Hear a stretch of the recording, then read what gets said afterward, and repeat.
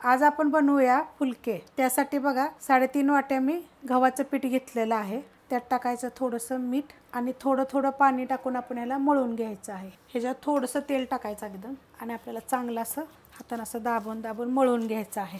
वरनं थोडंसं असं तेल लावायचं आणि 10 ते 15 मिनिटासाठी झाकून ठेवायचं।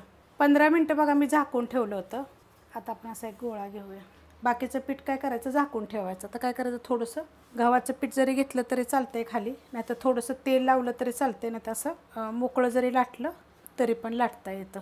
आणि आपल्याला जास्त असं घट्ट पण करायचं नाही, हलक्या हाताने लाटायचं, जास्त जोर देऊन लाटायचं नाही। साईडचं काठ लाटायचं पहिलं अशा पद्धतीत बघा एकसारखं लाटून घेतलेलं आहे। फुलके म्हणलं की छोटे छोटेच असावेत आणि जास्त जाड पण नाही आणि जास्त पातळ पण नाही। तवा ठेवलाय बघा गरम करायला, आणि हा आहे लोखंडाचा तवा, चांगला गरम झालेला आहे।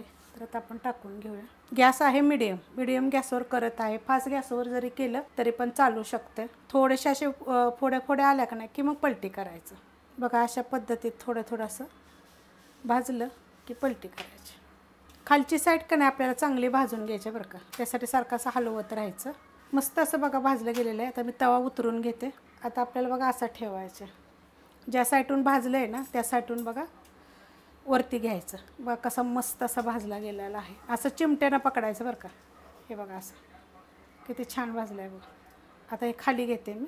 बघा अशा पद्धतीनं सगळीकडून भाजला जातो, आणि हा आपण खालच्या साईड पहिलीच भाजलेली होती। आता ह्याला काय करायचं, तुम्हाला पाहिजे तर तुम्ही असं ठेवू शकता एकावर एक, नाहीतर असं थोडंसं आपल्याला पाहिजे तर तूप लावून घेऊ शकता। आणि तूप जर लावलं का नाही तर तुम्हाला ह्यातली एक आयडिया सांगते, दुसरा जो फुलका केला का नाही की त्याच्यावर टाकायचं, असं एकामेकाला चोळायचा, नाही तर एकावर एक जरी ठेवलं तर चालते। जरी तूप नाही लावलं तरी चालेल, किंवा जरी तेल लावलं तरी चालते, नाही तर काही जरी नाही लावलं तरी पण चालते। पण मऊ सूद एकदम होतो। पीठ मळण्यावर आहे कुठली पण गोष्ट।